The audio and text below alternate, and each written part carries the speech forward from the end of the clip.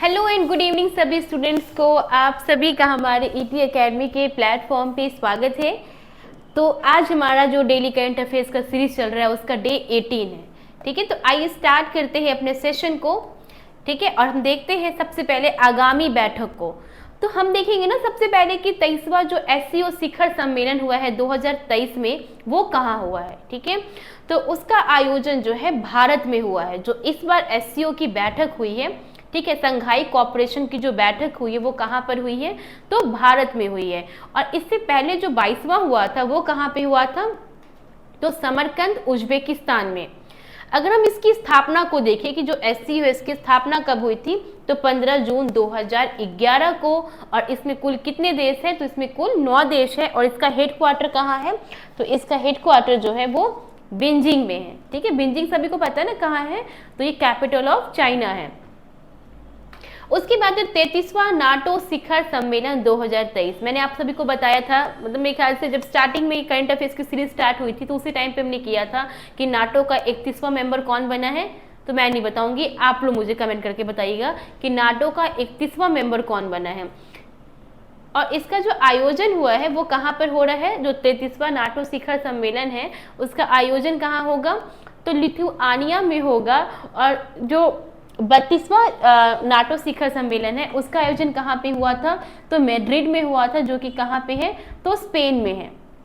अगर हम नाटो की बात करें कि इसका एस्टैब्लिशमेंट कब हुआ था, तो इसका एस्टैब्लिशमेंट हुआ था 1949 में। और इसमें कुल कितने मेंबर्स हैं, तो 31 मेंबर्स हैं। और इसका हेडक्वार्टर कहाँ है, तो ब्रुसेल्स में है। और ब्रुसेल्स कहाँ है, तो बेल्जियम में है। ठीक है, तो याद रखिएगा, बहुत ही इंपॉर्टेंट है कि 33वां नाटो शिखर सम्मेलन का आयोजन कहाँ हुआ था इस बार, तो लिथुआनिया में हुआ था। इसके बाद हम देखेंगे बिहार जो है ना मनरेगा की रैंकिंग में शीर्ष जिला बन गया है। अगर हम शीर्ष जिला देखें कि बिहार में मनरेगा की रैंकिंग में शीर्ष जिला कौन है, तो जमुई है। जमुई जो है ना इसने ग्रामीण विकास विभाग सोसाइटी की रैंक जीती है। किसने, तो जमुई ने। और यह रैंकिंग मनरेगा के 13 भागों के आधार पर जो है जारी किया जाता है। तो अगर आपसे क्वेश्चन पूछा जाए कि बताइए बिहार के किस जिला ने मनरेगा की रैंकिंग में शीर्ष जिला का अवार्ड लिया है, तो वो आप क्या आंसर करोगे, जमुई आंसर करोगे। बिहार में दुनिया के सबसे बड़े रामायण मंदिर का जो निर्माण है वो कहाँ किया जा रहा है, तो वो पूर्वी चंपारण में किया जा रहा है। ठीक है, और इसकी नींव जो है वो कब रखी गई, तो 20 जून को रखा गया इसका नींव। और बजट 500 करोड़ रुपए के बजट से इस मंदिर का निर्माण किया जाएगा। और आपको पता है ये विश्व का सबसे ऊंचा रामायण मंदिर होगा।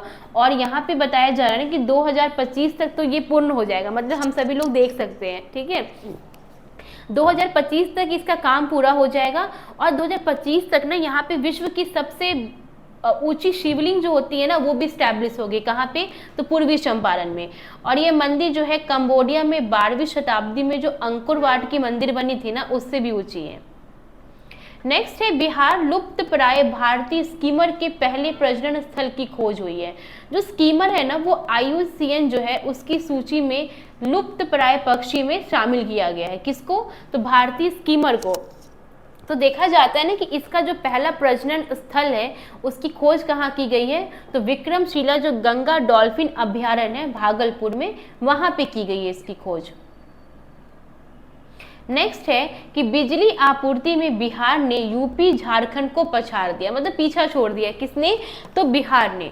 बिजली जो है अब गुजरात, महाराष्ट्र, तमिलनाडु और आंध्र प्रदेश के बाद जो है बिहार जो है बिजली आपूर्ति में देश के 5वें नंबर पे है। तो गुजरात है, महाराष्ट्र है, तमिलनाडु है, आंध्र प्रदेश है और हमारा बिहार कौन से नंबर पे आ गया है, तो यूपी और झारखंड को पीछे करते हुए 5वें नंबर पे आ गया है।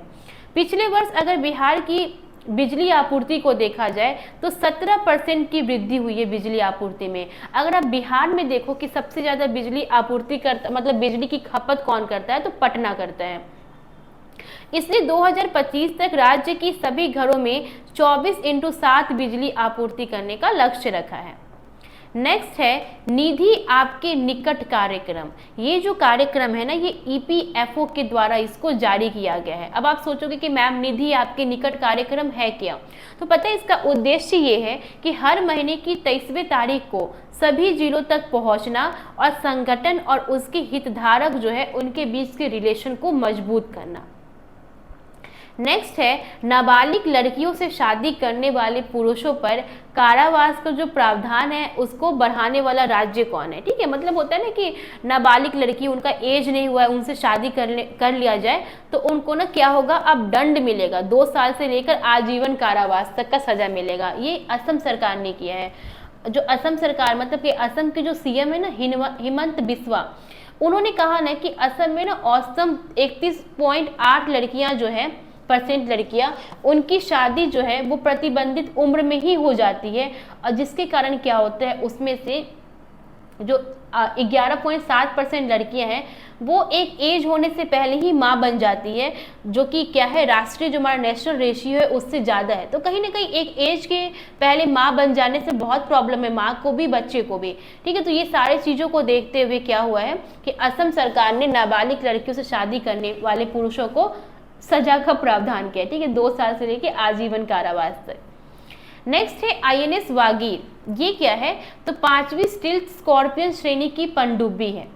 इसे ना नौसेना डॉकयार्ड मुंबई में भारतीय नौसेना में शामिल किया गया है। तो INS वागीर जो है उसको किस में शामिल किया गया है, तो बस आप इतना याद रखना, मुंबई की नौसेना में शामिल किया गया है। इसको निर्मित किसके द्वारा किया गया है, तो फ्रांस के सहयोग से Mazagon dock ship builders limited Mumbai के द्वारा इसको विकसित किया गया है। इससे सभी स्वदेशी निर्मित पनडुब्बियों से सबसे कम निर्माण समय का गौरव प्राप्त है, मतलब बहुत कम टाइम में क्या हुआ है ना, इसका निर्माण हो गया है। श्रीलंका के ऋण पुनर्गठन कार्यक्रम का समर्थन करने वाला पहला देश कौन बना है, तो भारत जो है ना संकटग्रस्त द्वीप राष्ट्र के ऋण पुनर्गठन कार्यक्रम को आधिकारिक तौर पर समर्थन देने वाला श्रीलंका का पहला ऋणदाता देश बन गया। कौन, तो भारत।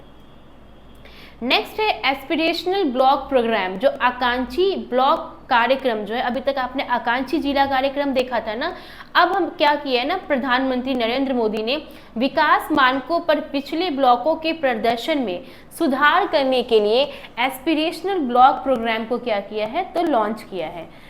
ये जो है ना आकांक्षी जिला कार्यक्रम की तर्ज पर जिसे 2018 में शुरू किया गया था, किसको, आकांक्षी जिला कार्यक्रम को, उसी की तर्ज पे ना आकांक्षी ब्लॉक प्रोग्राम जो है वो देश भर के 112 जिलों को 12 जिलों में स्टार्ट करने का क्या किया गया है, तो लक्ष्य रखा गया है। देखिए इसको इस तरीके से समझिए कि जो एस्पिरेशनल ब्लॉक प्रोग्राम जो है ना, ये किससे इंस्पायर हुआ है, तो 2018 में जो आकांक्षी जिला कार्यक्रम चलाया गया था ना, तो आकांक्षी जिला कार्यक्रम जब चलाया गया था ना, तो उसमें 112 जिलों को कवर करने का लक्ष्य रखा गया था। बट जो एस्पिरेशनल ब्लॉक प्रोग्राम है, जो आकांक्षी जिला कार्यक्रम से इंस्पायर होकर चलाया जा रहा है, तो उसमें ना स्टार्टिंग में 500 ब्लॉक को कवर करने का लक्ष्य रखा गया है। ठीक है, तो इसको याद रखिएगा। नेक्स्ट है भूमि सम्मान पुरस्कार, किससे संबंधित है ये, तो डिजिटल इंडिया भूमि रिकॉर्ड आधुनिकीकरण कार्यक्रम से संबंधित है। ये पुरस्कार जो है वो किसके द्वारा प्रदान किया गया, तो ये पुरस्कार केंद्रीय ग्रामीण विकास मंत्रालय के द्वारा नई दिल्ली में आयोजित एक समारोह में प्रदान किया गया। तो आपसे क्वेश्चन क्या पूछ लेंगे कि भूमि सम्मान पुरस्कार जो है वो किससे संबंधित है, तो आप क्या बताओगे कि डिजिटल इंडिया भूमि रिकॉर्ड आधुनिकीकरण कार्यक्रम से संबंधित है।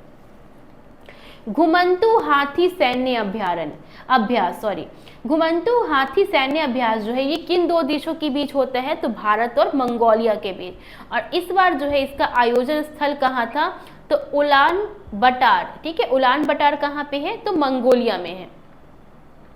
विश्व का सबसे बड़ा इलेक्ट्रिकल शो 2023, ठीक है, विश्व का सबसे बड़ा इलेक्ट्रिकल शो का आयोजन कहाँ हुआ है, तो ये ग्रेटर नोएडा में हुआ है। और विश्व का जो सबसे बड़ा इलेक्ट्रिकल शो है उसका नाम क्या है, तो एलेक्रामा है। क्या नाम है, एलेक्रामा है।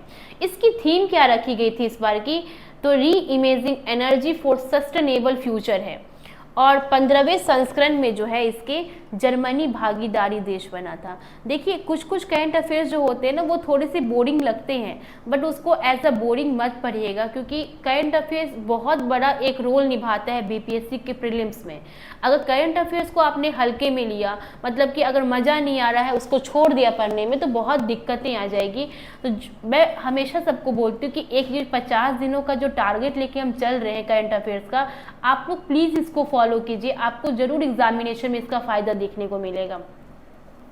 मध्य प्रदेश का 53वां जिला बनाया गया है, ठीक है, तो कौन बनाया गया है, तो मऊगंज, ठीक है। कब बनाया गया, तो 4 मार्च 2023 को बनाया गया। तो मध्य प्रदेश का 53वां जिला कौन है, तो मऊगंज है। कब बनाया गया, 4 मार्च 2023 को बनाया गया। देखिए कल मैंने आप लोगों से एक क्वेश्चन पूछा था ना, FTF से रूस की सदस्यता रद्द कर दी गई है। क्यों रद्द किया FTF ने, तो रीजन ये है ना कि यूक्रेन में मॉस्को के युद्ध ने संगठन के सिद्धांतों का उल्लंघन किया। बहुत जो FTF के जो संगठन के उद्देश्य थे ना, तो यूक्रेन ने जब यूक्रेन में क्या हुआ था ना, जब रसिया ने युद्ध किया था यूक्रेन में, तो बहुत सारे FTF के सिद्धांतों का उल्लंघन हुआ है, जिससे खफा होके FTF ने सदस्यता रद्द करने की बात कही है। अब देखो ये भी इंपॉर्टेंट है कि FTF ने विशेष जांच के तहत देश की अपनी ग्रे सूची में दक्षिण अफ्रीका को जोड़ा है। मतलब कि FTF के ग्रे सूची में कौन शामिल हो गया है, तो दक्षिण अफ्रीका शामिल हो गया है, और उसने मोरक्को को ग्रे सूची से बाहर कर दिया है।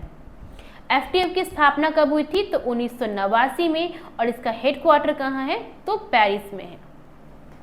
परमाणु पनडुब्बी साझेदारी ऑकस योजना, ये ऑकस योजना क्या है, सबसे पहले तो यही प्रश्न बन गया, ऑकस योजना क्या है, तो ये एक परमाणु पनडुब्बी साझेदारी है। किन किन देशों के बीच है ये, तो अमेरिका, UK और ऑस्ट्रेलिया। 13 मार्च को इसका आयोजन हुआ था। उद्देश्य क्या है, तो हिंद प्रशांत क्षेत्र में चीन के प्रभाव का मुकाबला करना और परमाणु पनडुब्बी क्षमता से सुरक्षा साझेदारी को बढ़ावा देना। तो समझ में आ गया ना, ऑकस क्या है, तो परमाणु पनडुब्बी समझौता है। किन के बीच, यूनाइटेड किंगडम, USA और ऑस्ट्रेलिया के बीच। एशिया का सबसे बड़ा ट्यूलिप गार्डन कहाँ पे बनाया जाएगा, तो श्रीनगर में बनाया जा रहा है। 19 मार्च 2023 को ये बात कही गई थी। ऊंचाई 5600 फीट पे जो है एशिया का सबसे बड़ा ट्यूलिप गार्डन श्रीनगर में बनाया जा रहा है। मैत्री पाइपलाइन, ये कब उद्घाटन हुआ इसका, तो 18 मार्च 2023 को। किसके मध्य, तो भारत और बांग्लादेश के मध्य। तो मैत्री पाइपलाइन किसके मध्य बनाया जाएगा, तो भारत और बांग्लादेश के मध्य। एक्चुअली इसमें होगा क्या ना कि ये पाइपलाइन जो है वो वार्षिक 10 lakh metric tonne refined diesel को भारत के असम के नुबालीगढ़ से बांग्लादेश के पर्वतीपुर डिपो को आपूर्ति करेगा। इस पाइपलाइन की अगर नींव देखोगे, अभी तो उद्घाटन किया गया ना मैत्री पाइपलाइन का, इसकी नींव जो है वो सितंबर 2018 में ही रख दी गई थी। SCO का नया संवाद भागीदारी देश कौन बना है, तो SCO का जो नया संवाद भागीदारी देश बना है वो बना है सऊदी अरब। और SCO का मुख्यालय कहाँ है, मैंने आपको स्टार्टिंग में ही बताया था, बीजिंग है, चीन में। ये देखिए बहुत ही अच्छा है, हु एंड क्राई नोटिस, ठीक है। अब पूछ लिया जाएगा कि हु एंड क्राई नोटिस का संबंध किस चीज से है, तो आपको बताना होगा ना। पंजाब सरकार ने क्या किया है, भगोड़े खालिस्तान समर्थक प्रचारक अमृतपाल सिंह के खिलाफ ह्यू एंड क्राई नोटिस जारी किया है। इस नियम का सीधा सा अर्थ होता है ना कि यदि कोई संदिग्ध या अपराधी कुछ राहगीरों कुछ ना थोड़ा सा एरर हो जाता है। आप लोग क्लास इसलिए देखने का फायदा होता है ना कि PDF से डायरेक्ट पढ़ोगे ना तो कुछ एरर होगा, फिर आपको लगेगा कि क्या कंफ्यूज हो रहे हैं, तो इसलिए वीडियो देख के तब PDF का इस्तेमाल कीजिएगा तो काफ़ी आपको फायदा दिखेगा।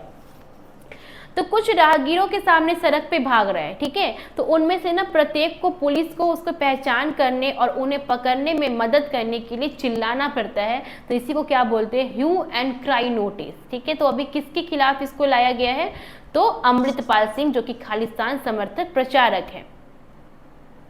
नेक्स्ट है हमारा 100% ODF प्लस, ठीक है। अगर आप बड़े राज्यों में बात करोगे कि 100+ ODF राज्य कौन है, तो तेलंगाना है, ठीक है, 100% कर लिया इसने। देन कर्नाटका है।